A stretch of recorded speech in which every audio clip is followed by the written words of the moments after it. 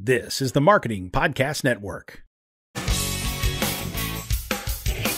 Stories influence, teach, and inspire us. But what about the storytellers who create them?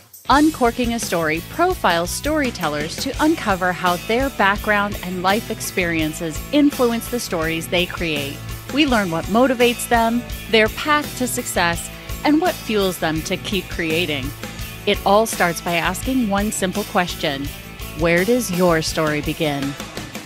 Welcome to Uncorking a Story. Now here's your host, Mike Carlin. Well, hello and welcome to Uncorking a Story. I'm your host, Mike Carlin, and today I'm very excited to introduce you to Jenell Jones. Jenell is an early education entrepreneur currently operating multiple early learning centers which specialize in providing high-quality learning experiences to children who experience trauma in low-income areas. She joins me today on Uncorking a Story to talk about her life and her book, Shattered, in which she discusses some very personal aspects of her life and role as an adoptive parent. Welcome to Uncorking a Story, Jenell. Thank you. Thank you so much for having me. Well, I'm excited to have you here, Janelle, and I'm curious to know, where does your story as an author begin? My story as an author begins when we brought my youngest child, Mercy, into our home. So honestly, I don't know if I had really planned on writing a book, but the situations we faced in dealing with Mercy really gave me insight into a world I knew nothing about. And I felt that this was a journey that needed to be shared. Well, tell me, paint a picture of your life. What was life like before Mercy? What kind of was going on in your life then? And what spurred you to look into the foster system as a way of growing your family? So my life before Mercy, I'm a big family. So we have 6 children anyways. And I actually had adopted my youngest son at the time. And we were just doing the family thing. You know, we had kids in basketball, volleyball, soccer, high school, elementary kids. I had 5 businesses. My husband was, really up there in his field. And we were just a normal, busy family doing what we do. And then at church one day, there was this cute little girl who needed a home. And my husband said the famous words, "What's one more?" And that's how we got her. What's one more? What? I have to just pause and 5 businesses. Just what? I mean, what are these businesses? I mean, 5 businesses. It sounds like your hands are full. They were. So I had, at the time I had 5 childcare centers. But I managed my managers. So I'm not necessarily day to day in all the locations, but I do an overall management and I pop in. Got it. Okay. So tell me, you're at church. You see this, girl who needs a home. Your husband says, what's one more? What's your first reaction to that? I think I was happy because I had already found out she needed a home. So, I was bringing her to him like, hey, this little girl needs a home. And we kind of got a connection because I've been winking and smiling at her for the past couple of weeks at church. So my husband, he loves kids. I can't say that he would have this many without me. That's probably my push. But, he's really always been like, if that's what we should do, like kind of a give back. Like we've been blessed to have the life we have. So we definitely should, pay it forward. And I think that's how we look at it. And I'm used to kids. I'm used to kids that can be a little difficult. We had, my nephew is one of my bonus children, I call them. I have 2 children that are bonus children. My bonus children I did not give birth to. And my nephew is one, and he was not easy. So I think we were looking at it going, if we could do what we've already done, then really what is one more? And so tell me, early on, what was the process like moving from, seeing this girl at church, deciding you'd like to bring her into your home, and then adopting her? What was that process like? Honestly, when we said we were interested in possibly bringing her in, like 3 days later, I found myself in this meeting and they were giving her to us. Like you guys are perfect. Here you go. Like you check all the boxes off. And I think at a certain point when I reflect on it, even if I had hesitations, the way they kind of just like put her in her lap, it was almost kind of like we couldn't say no. Was there a red flag though that they were that, eager or willing to hand her over? Or did you just think, hey, this is great. This is working out the way it's supposed to be? I think I thought it was working out, but I can't say that's not typical. If you look at our foster and our adoptive systems in the United States, they have so many children they're trying to place. If you're a viable option, they're putting that kid with you. Like They don't have time to, do Google reviews. They're just, here you go. You're it. So Mercy was how old at this point in time? She was 8. She was 8 years old. And, I know you mentioned you previously had adopted your youngest. How old was your youngest when you adopted them? We brought him home at 3 days old and we adopted him at 3. So he came home from the hospital with us. Okay.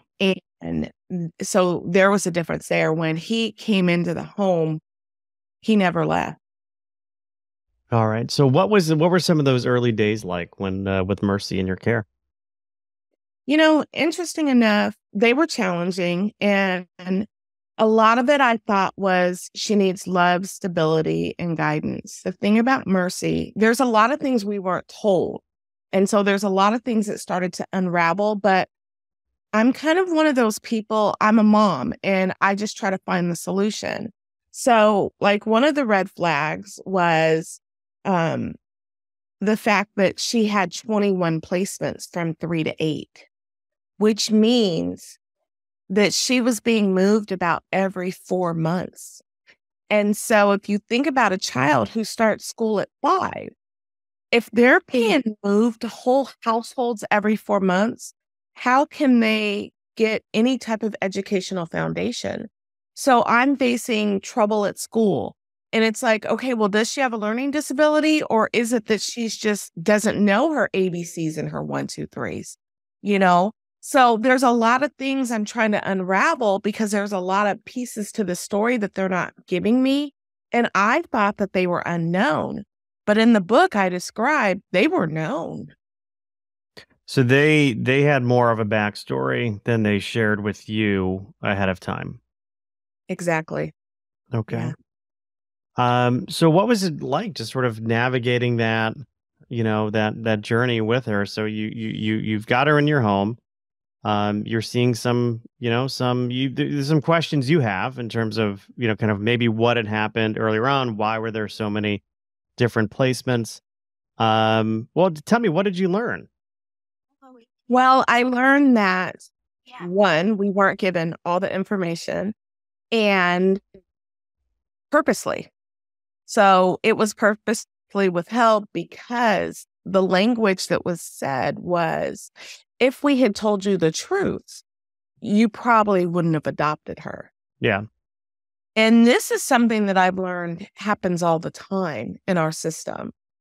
And that's like one of my motivations of writing this book, because you can't disclose, you cannot withhold information that's vital to people making their decisions. When you buy a house, you are given disclosures. Yeah. You have to be told if there's a flood, if there's a fire, if there's a murder in the house. But we can adopt whole children or foster whole children, and you can just withhold information that you want to. And I think a child is more important than a house. Oh, sure.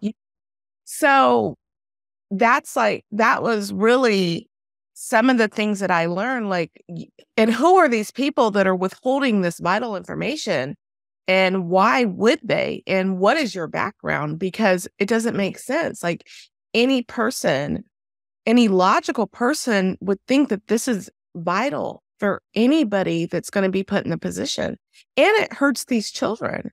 So you're withholding all this information. Well, if I would have known I could have maybe got the therapy she needed, the tutoring she needed. I could have did intervention earlier. And with children, you have time frames of rapid brain development.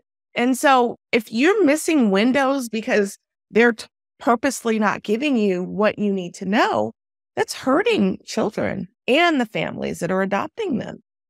So how long into your time of having Mercy did you start getting answers to these questions? How much time elapsed? So all hell, for lack of better words, started breaking loose about 2.5 years after. And then between I would say about 3 to 4 years is when the truth came out. And it didn't come out at the sake of them. It came out, I describe in the book, like my investigative process, how I was just really blessed and material started falling into my hands. But they wouldn't have told me. And they can't say they didn't know because my daughter has like 10 siblings. And at one point, I'm able to get in touch with them and all the information starts coming out about her past. And it's all court documented. They just didn't give me the information. So if it's 2.5 years, so she's about 10, 11 at this point, kind of entering, a time of big change in your life, right? Puberty's probably kicking in. Hormones are raging. I can only imagine, that combined with the traumatic or trauma from a background, why things start kind of bubbling up at this point. Right. And the other thing that's not disclosed, when children are taken away from their families, we know it's going to be trauma, right? We can all expect that they had something going on and it had to be bad in order for them to enter the system. But our responsibility when we take these children into the system is to protect them and give them better. My daughter's trauma continued in the system. So she was continuously abused and tormented, and bad things happened to her in the system, which happens to a lot of these children. And they know this and they don't disclose that either. Wow. So it's almost like you've got a time bomb in your house, basically. I mean, I hate to make it so impersonal, but that's kind of the image that's coming to my head is like this ticking time bomb. And does the time bomb go off? That's what I describe in the book. Yeah. Yeah. Well, let's talk about the book. The book, of course, is Shattered. When did you start writing it? When did you think to start writing a book about these experiences? I started writing this book about 2 years ago. So Mercy is now 16. So we are still in this, right? But about 2 years ago, I really started trying to put this together because at a certain point I was like, this is absolutely ridiculous. And nobody will believe it. Really, the people that were going through it with me couldn't believe it. They're like, you gotta be kidding me. Like, nobody knows this. But interesting enough, there's all these whispers in the foster and the adoptive care community. You may get these talks from other parents, but nobody really talks about what really happens. And if we don't talk about what happens, we can't make changes to our system. And that's why, I wrote it. It's because we need real change because we're seeing the effects of what's going on in these systems by what's going on our streets now. Our homeless rates, our amount of foster care children that are in the prison systems, we're seeing the effects. Right. And the prison system isn't, the right place for getting, your trauma dealt with. Right. It's really only going to add to it, right? And in Arizona, we are putting our children who can't get mental health care in juvenile because they don't have a home. So they just lock them up and put them in juvie. That is barbaric at a minimum, and nobody knows these things. People just do it because nobody knows these children have no advocates. So you start writing the book a couple years ago. You feel it's important to share the story that you and your family and Mercy are going through. And I mean, is the intent here to sort of serve as a starting point for changing the system, or was your intent something else? A starting point to change the system, because I really do feel that if we don't talk about it, we can't fix it. And also, even when it comes to the therapies that these children need, I don't think that there's enough documented material about the impacts of trauma on these children from, a young age, and even as it continues into their teenage and adult years. And so if we're not really saying this is what happens and this is what happens to families, and how do we make changes to make it safer for everyone, the system's going to continue, and that's just not there. We live in the United States. These are stories you would hear about in other countries, in third world countries. They shouldn't be happening here. So what were some of your biggest challenges writing this book? Is this the first book you've ever written? Yes, it's the first book I've ever written. All right. So you're tackling you're tackling a very heavy issue.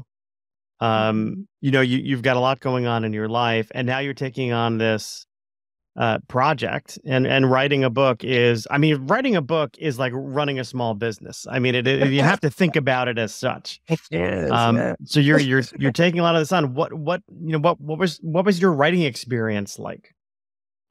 The writing experience was really hard because it's so much trauma. So much trauma in the way it affected me. And then one of the hardest things to do was to really tell the story without overtelling the story, which is, I didn't want it to be all death, gloom, and destruction, because I don't want to discourage people from adopting and fostering children. I really want to have the conversation to help the system. So really trying to figure out how to do that in a manner that works and be honest. And then I'm putting my true, honest story out. This story is 100% true. And then looking at things going, yeah, I probably shouldn't have did that, and really having to write about that and say, ooh, let me show you how I wasn't a good parent in this situation. So, yeah. Yeah. I mean, writing a book, especially a book like this, which I'd imagine would be considered a memoir, in addition to being like an educational piece, it takes a tremendous amount of vulnerability, because you are putting your story and the story of your daughter and family out there. And it's a very personal story. So did you have anyone coaching you through this process at all? I mean, as a first-time author, did you have some help? Yes, I did. I went to a couple people that had writing experience. I chose one of my friends. She's actually a psychologist, and she helped me, and she even had to pick me up okay, let's get out the bathroom crying after a month, and let's keep writing. So I had to build a team to help me get through it. I love the idea of building a team. I think there's a lot of people out there, and a lot of people listen to this show, listen to hear the author's stories and how they went about, publishing their book. Especially first-time author stories are really interesting. And this idea of, writing and having a team put together is a little contradictory to what a lot of people think. A lot of people think, well, being a writer, it's a very, kind of a solopreneur type, role where you're kind of going off somewhere and you're doing your writing thing. And then when it's ready, you send it out, and then magically it gets published. But there really is a team that authors have to put together, whether it's editors, agents, if you go that route, their publisher, beta readers. How important was having that team for you? It was very important, because I don't feel that even my writing skills, I needed somebody saying, this is okay, this is good. And I needed that encouragement. And without that, I wouldn't have made it. And one thing about me, and even my business philosophy, I said at the beginning, I had 5 businesses when we brought Mercy in. I can't run 5 businesses. And I have a philosophy of finding the people that can do the job better than me. And so you can't be afraid of that. You can't be afraid of bringing people in that are going to push you to be your best. And that's a business philosophy I have, but that was even with the book. I had somebody go, nope, that's not good. Like, we need to redo this, or, this isn't flowing. And even though it may hurt your feelings a little bit, if you want the best product, that's what you have to do. Yeah, writers need encouragement, as you pointed out. They need people to help pick you up off the floor, out of the bathroom crying. They also need honesty and honest feedback. And, there's this notion when you're writing, I always say, hey, I read 100,000 words. I know only 75,000 are going to make it into the final draft. And that's where the editor comes in and says, hey, this doesn't flow, or you need to rethink this, or this doesn't really take the story forward. Even if it's like an aspect that's so important to you that you love, they call it like killing your darlings. Like sometimes you've got to kill your darlings. And that's a hard thing to understand, but you also have to trust that, these experts who have done this before know more than you do. And, you kind of trust them a little bit. Yeah, there's a lot of aspects of my life that didn't make it into the book. And it didn't mean that they weren't good, but they did not move the story forward like we needed it moved. Yeah. And you're right. Killing your darlings is hard, but you got to do it. You got to do it. I've resisted it and have paid the consequences. People tell me, are a little bit more critical on some of the things that I've written, especially early on in my time as a writer. What did you obviously you put this story together to help people, sort of educate people, on what really is going on in the system, hopefully force some change or shed a light that will eventually lead to change in the system. What did you learn about yourself during the writing process? Interesting enough, I am a child of trauma as well. So my father is, he was a drug addict, and my mom was a single mom, and life was not always easy for us. And I always, as a young child, I always was told that I wasn't smart and that I would never amount to anything. And those were all like things that I still hear in my head. And I remember when at a certain point I looked and I was like, you know what? I wrote a book. Like, nobody would have ever thought that I would have wrote a book, because I was that troubled kid. Really, Mercy and me, we have some similarities, right?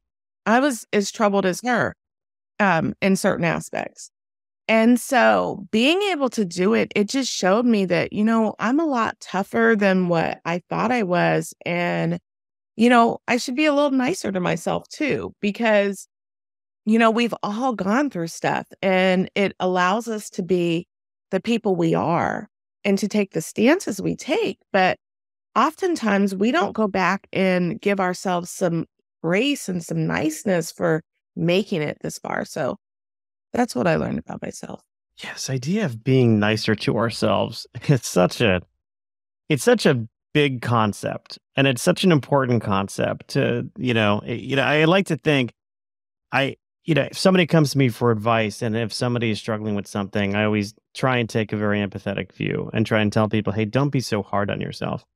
Yet the people we are most hard on is typically ourselves, right? We are our own worst enemies in that regard. And how do we learn how to be like, you know what? Give yourself some grace in this situation, or give yourself some understanding, and trust that things may work out. Yes.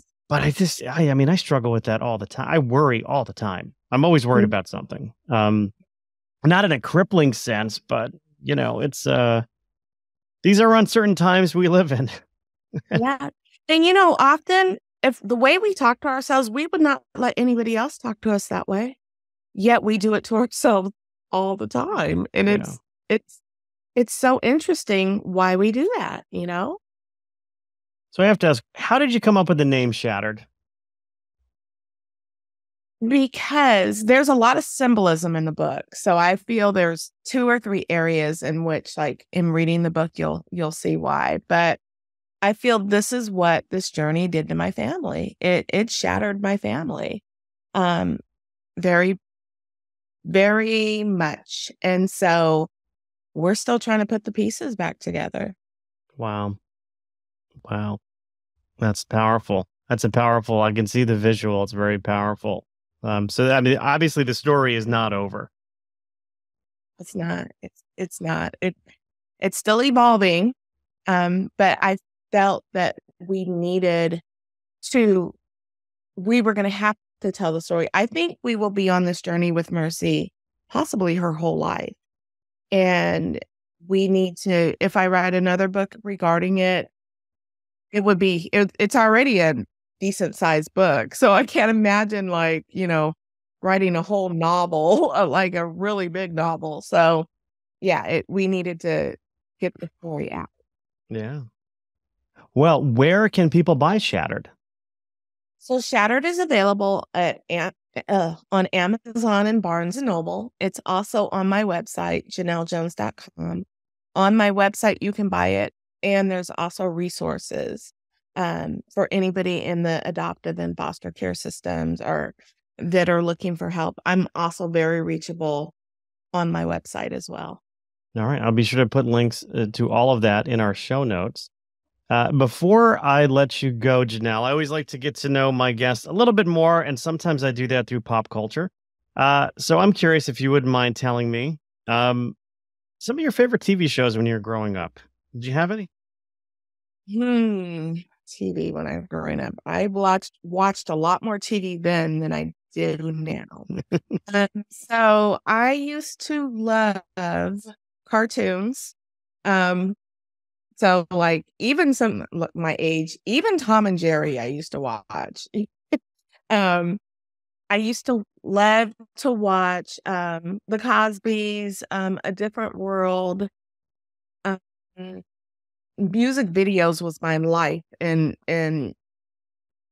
high school. So I don't even know if I watched TV or just watched that. It was some channel in the upper channels, and it was like the video Jukebox, and it just used to play music videos. Music videos. I used to love. I mean, I was early days MTV. Yes. And, oh my gosh, would I watch music videos? But my mother hated it. She would, some rock band would come on, men with long hair. Apparently, was everything wrong with the world was because there were men with long hair, and we were demonic, right? Like we were all going to be going to. Oh, believe me, I was the heavy metal kid back in the day. So Iron Maiden. I mean, they literally had 666 written in all of their posters and artwork. Yes, they did. Yes, they did.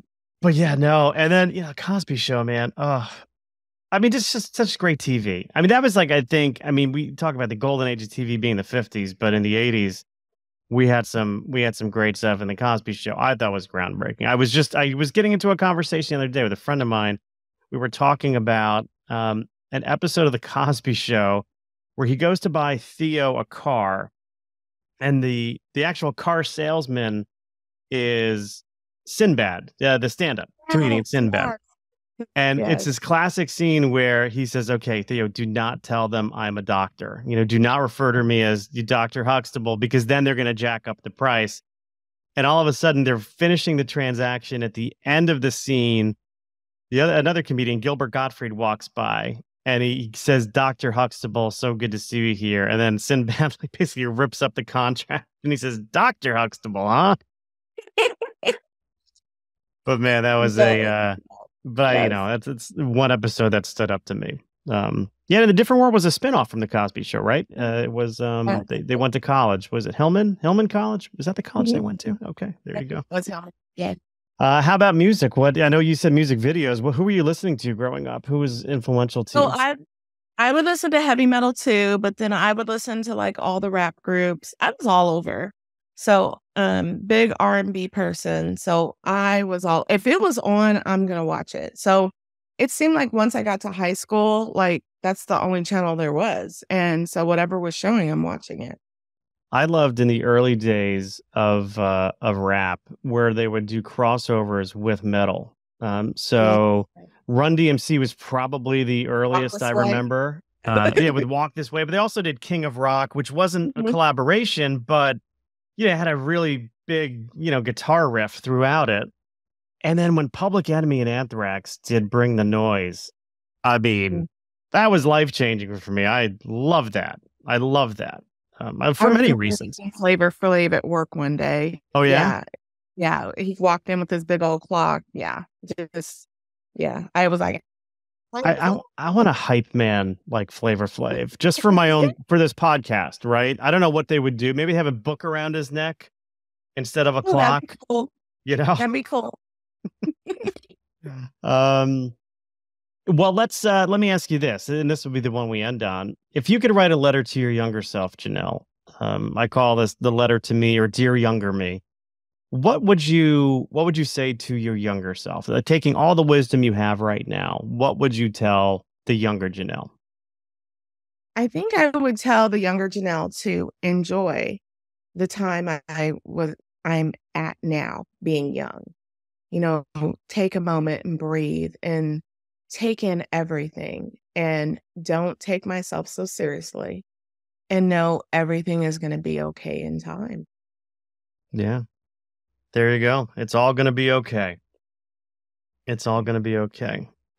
Very good. Well, that's a great point to end on. Janelle, thank you so much for stopping by Uncorking Your Story and letting me uncork yours. Thank you. Thank you so much for having me. So fun.